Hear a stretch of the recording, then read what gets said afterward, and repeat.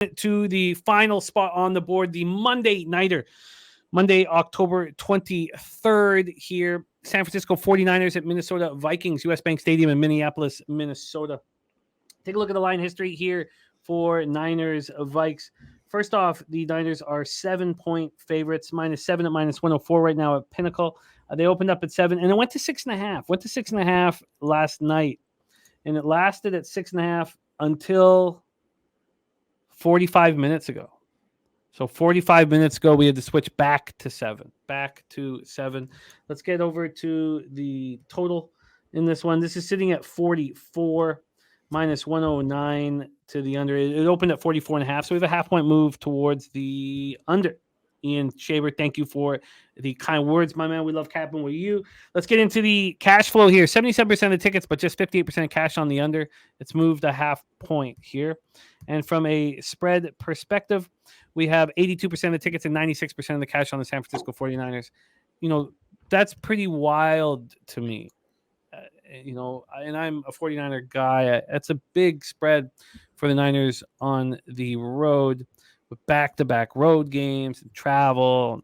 They're coming off their first loss of the season, 19-17 at Cleveland, and snapped their 15-game regular season winning streak, and it was a costly loss. Deebo Samuel's shoulder, Trent Williams' ankle, and George Odom quad contusion. They're all day-to-day with their respective injuries. Christian McCaffrey, rib oblique. He was undergoing the MRI today. He's escaped a long-term injury, but not going to be available this week. Brock Purdy suffered his first career regular season loss. He didn't look good. 12 of 27 for 125 yards and a touchdown and interception.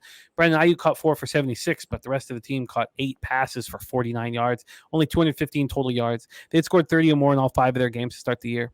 They continued to look excellent in the red zone. They were 2 for 3 against the Browns, 4th in the league right now, 69.23% of their opportunities, but we'll see how that changes with CMC out. Elijah Mitchell and Jordan Mason are available. Elijah Mitchell is a strong running back, and he'll want to show out here. And this defense, though, gave up 160 yards on the ground to Ford and Kareem Hunt. It was shocking. They hold teams to an average of 64.2 rushing yards coming into that game. Then they got jacked for 160. They finished with 2 sacks, 9 quarterback hits. Warner and Lenoir had interceptions. Drake Greenlaw was inactive against the Browns, trying to get through this hamstring issue. He's expected to be ready to go. So they're going to be practicing on Thursday, and he's going to be ready to go. The 49ers have covered the spread in 11 of their last 12 games as favorites against NFC opponents. They've scored the first touchdown in every game this year. We talk about Shanny's scripted plays, how spectacular they are. First in the NFL in points allowed per game this season of 14.5. Vikings coming off an underwhelming 19-13 victory at Chicago. Their first game without the services of Justin Jefferson. The offense missed them 12 first downs, just 12, 2 of 13 on third down. They only had 220 total yards. Cousins was 21 of 31 for 181 and a touchdown. He lost a fumble. Hawkinson caught 6 for 50. Osborne 4 for 48, but Addison was covered, caught 3 passes for 20 yards and touchdown. And Madison continued to struggle on the ground, 18 carries for 44 yards. The Vikings are 32nd in NFL in time of possession per game, and you're just not going to win in this league if you can't keep the opposing offense off the field. And they can't do that because Madison isn't very good running the ball. The defense looks strong throughout. 5 sacks, 8 quarterback hits, and one of those hits by Danielle Hunter knocked Justin Fields out of the game. Hunter played great, 7 tackles, 2 sacks. Jordan Hicks was all over the field, 10 tackles, fumble recovery for a TD, interception. Byron Murphy had an interception. They held the Bears to 1 for 2 in the red zone. They've been really bad there. They are 26th in the league. They allow touchdowns 66.67% of the time. And now Marcus Davenport has the ankle injury. So he has a left ankle injury, and then their guard, Ezra Cleveland, has the foot injury. O'Connell said that they'll get the full extent of it all here, but Ezra is going to be day-to-day, and they're really worried about Davenport's ankle. So I don't think Davenport's in the lineup. And the Vikings have not covered the spread in each of their last 8 games as underdogs against NFC opponents. So trend-wise, says the 49ers take care of business. I don't want them as 7-point favorites here, even in a bounce-back spot.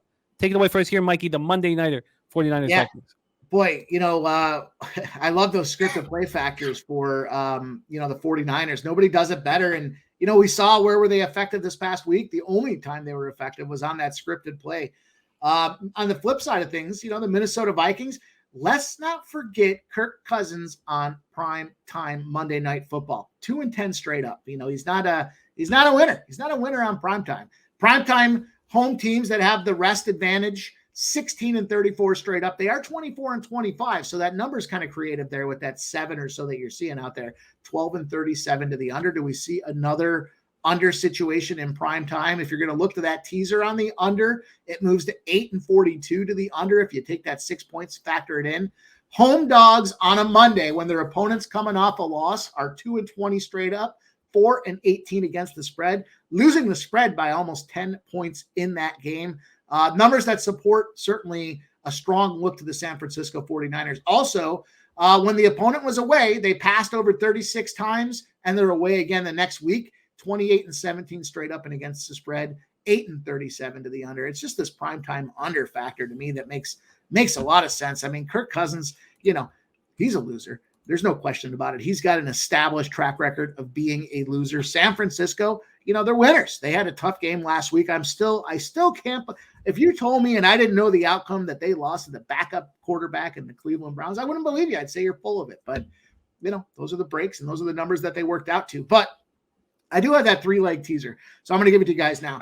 The first leg of it, let me just pull it up and make sure I got the right numbers here. The first leg of it is the bear with me for 1 second. It's going to be a 3-legger with the Bills in the first leg. And I've got the Bills at sorry, I shut this window down because I had too many rolling here. First leg is those Buffalo Bills. I got the Bills at -2.5. The second leg of the teaser is going to be the San Francisco 49ers. I got that at -0.5. And the third leg of the teaser, let me make sure I pull it up and give you guys the right number here. Where the hell did it go?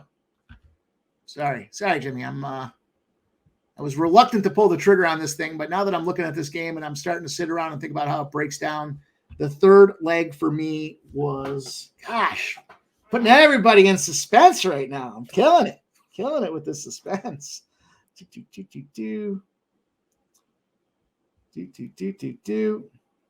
While you are looking that up, I will tell you that the more I talk about the spot, the more I'm nervous about the under. It's hard. I've seen what you can do to this front group for the Vikings if Davenport doesn't take the pressure off of Danielle Hunter. And that makes me hesitant on the under, but I still kind of want the Vikings at 7 at this point. I feel like this is a spot to bet against the Niners here. But let's hear. The third leg is...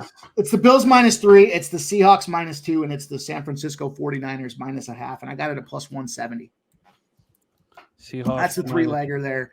Encompasses the games. I know somebody had talked about that earlier, which made me kind of chuckle when they said the Bills and the Seahawks. Those numbers make a lot of sense. What does scare me when it comes to teasers is that 0.5 point where you just need to win. But I think in this case here, that just need to win against the Kirk Cousins.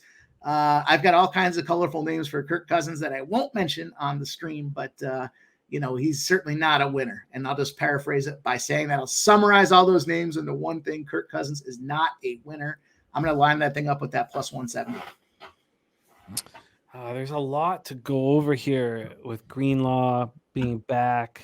I guess maybe the under is still alive. I feel like what we saw from the Vikings offense in their first game without Justin Jefferson is not really who they are. And look at Ron Crawford, spreadsheet play today's on Denver. Oh no, that's not what now I want to. Now I want to bet that so badly. I guess I need more time with this total, but I think the Vikings with 7 points is worth betting here. I really do. I don't feel like this is the bounce back spot for the Niners. I think they're going to be just fine. It's tough to play in Cleveland, but I feel like this is still a tough situation here. Does Minnesota have a chance to win outright, or you think it's just a matter they're going to lose? It's just do they lose by less than a touchdown? Yeah, I just think that they're in this football game. Yeah. Here. I mean, looking at it right now, 82% of the tickets, 96% of the cash sitting here on a 49ers bounce back spot. I guess I should move on the Vikings tonight. And then I gotta think longer on the under. The 3-leg teaser for Mikey: Bills -3, 49ers -0.5, and Seahawks -3. This is our Monday night -2. Oh, sorry. Sorry, did I say Seahawks -2? Thank you. Seahawks Yep. -2. All right, let's review all cash here.